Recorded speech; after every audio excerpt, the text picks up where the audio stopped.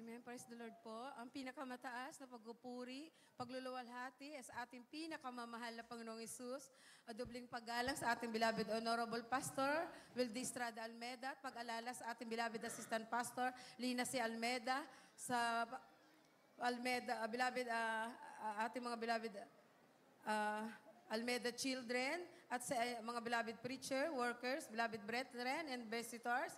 Magandang araw na po sa ating lahat.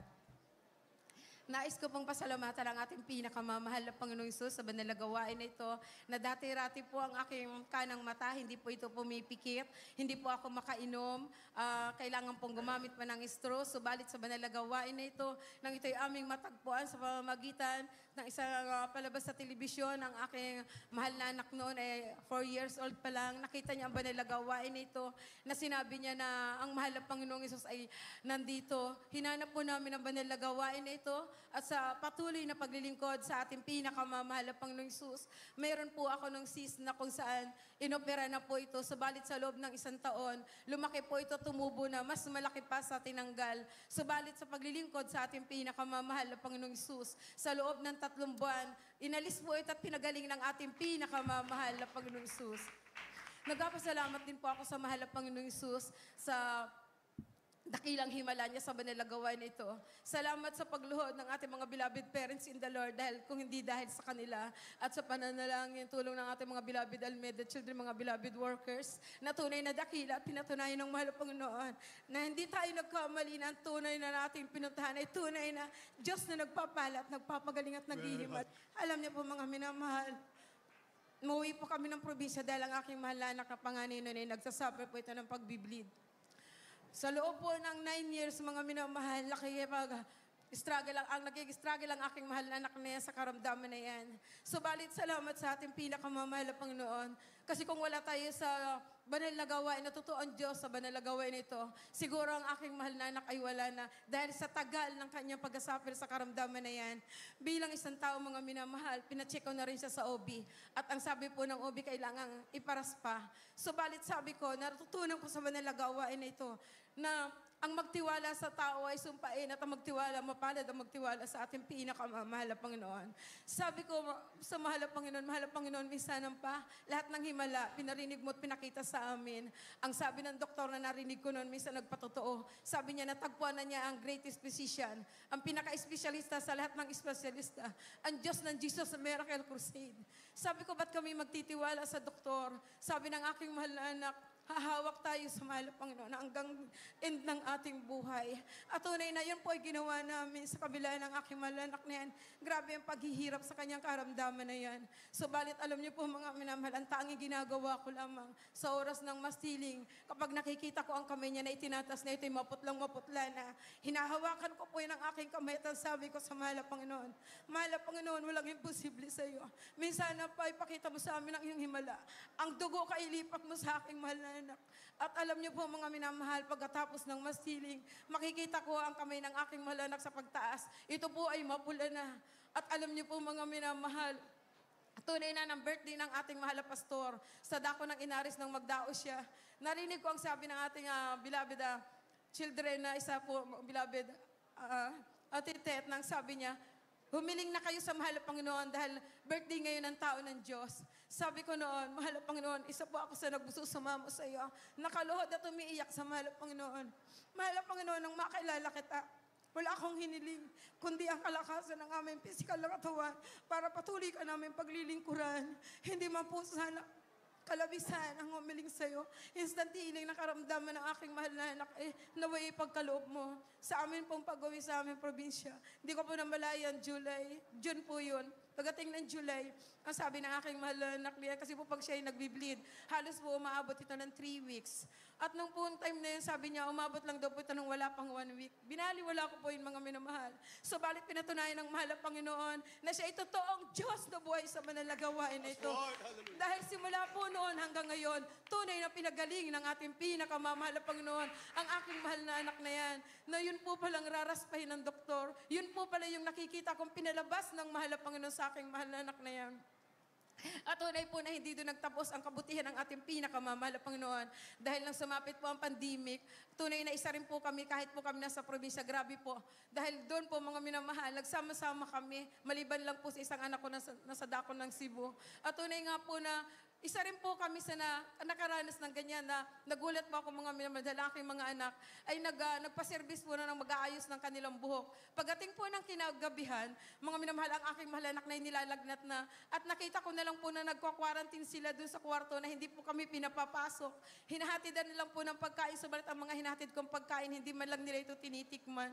Tunay nga po mga minamahal na halos umaabot na po ito ng 1 linggo. Kami po ay umaten. Sa aking pag-attend, umiiyak po ako sa mahal na Panginoon. Sabi ko, mahal na Panginoon, hindi po kami sama-sama. Hindi masaya na kami pupunta sa iyo para purihin ka, na kami lang ng aking mahal na asawa. Ang aking mga anak ay nandoon. Tunay na umiiyak po ako. So, simula ng paggawain, naglumuhod ako sa mahal at nagsumamo. Mahal na Panginoon, hindi masaya na nagpupuri kami na kami lang.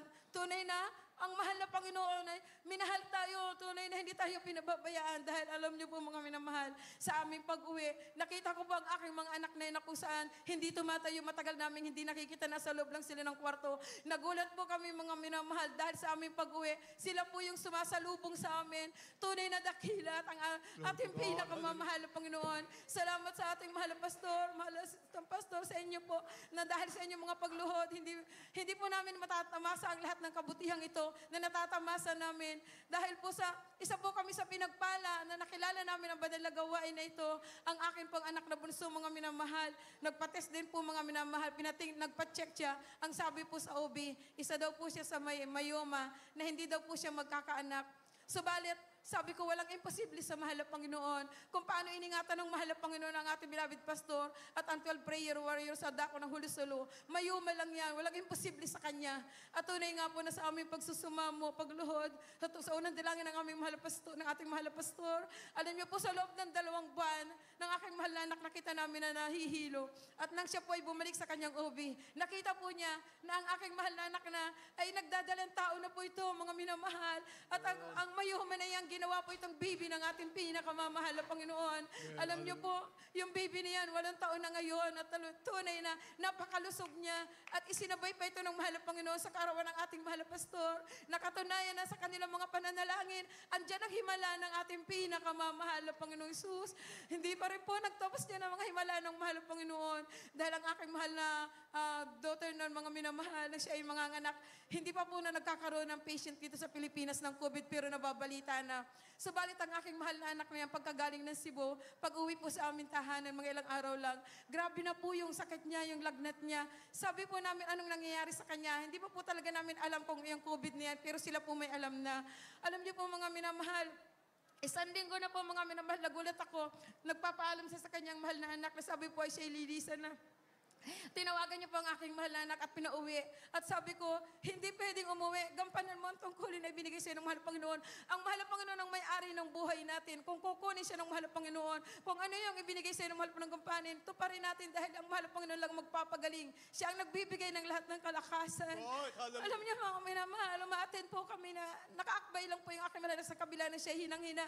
Subalit patuloy pa rin po kami nagsusumamo at umaattend po kami mga minamahal. At talagang nakikita ng mahal na Panginoon na kapag gusto mo, tutulungan kanya mga minamahal dahil sa layo po ng ang Amoranto, naaakyat po niyo yung mga minamahal pagating po ulit ng bahay, nakahilatan na naman po siya, talagang lambot na lambot dahil hindi po talaga kumakain. Nang dumating po ang event natin sa dako ng Luneta, napakalayo po ng nilalakad, sinasakay po namin yan na talagang nakahawak lang po yan sa amin. Tunay nga pong siya ay nakahiga lang ng mga time na yon mga minamahal. Yung init po doon sa crowd, kasi doon po kami pumesto. Yung init din po ng katawan niya, pero sabi niya, ang mahal na Panginoon, sabi niya, patuloy tayong aasa sa mahal na Panginoon.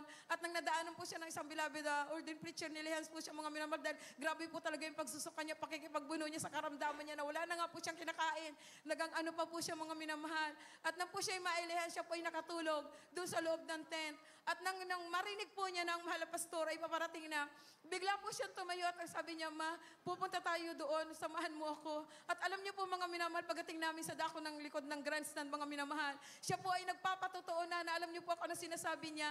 Kasi po pagsakay namin ng taxi nung overnight na umattend kami, mayroon pong driver doon na sinisiran ko. Nang sabi po ng driver, alam nyo ba na, nakita ko sa panaginip ko na parang bisyon na isang araw may susuguin ng mahal Panginoon na isang propeta na ito'y manggagaling sa isang bansang maliit na sa dako ng silangan. Sabi niya ganoon, ang mukha niya ay pinakita sa akin ng Diyos na hindi po ito matangkad at hindi rin mababa, katamtaman lang ang taas niya na medyo kulot ang buhok, na ang ilong niya ay hindi mababa, ngunit maayos. Sabi niya ganoon, na yun daw ang gagawin niyang propeta sa huling kapanahunan. At nang binigyan ko po siya mga minamahal ng leaflets, nang inabot ko po sa kanyang leaflets, ang gulat po niya mga minamahal dahil sabi niya, ito yung nakita ko sa panaginip ko, siya yung propeta na sinasabi sa akin ng Diyos. Sabi niya ganoon, pwede ba akong pumunta dyan? Sabi ko, welcome po kayo anytime. Umatin po kayo dahil totoo po talaga ang Diyos sa manalagawain na ito. Salamat sa ating pinakamamahal na Panginoon Jesus dahil hinirang niya tayo. May ginamit siyang propeta upang makakilala tayo sa Kanya. Salamat sa lahat-lahat ng mga pagpapala at biyaya na ito na pinagkalob sa atin. Kaya ang walang humpay na pagpupuri, salamat ay sa ating pinakamamahal na Panginoon Jesus po lamang. Hallelujah.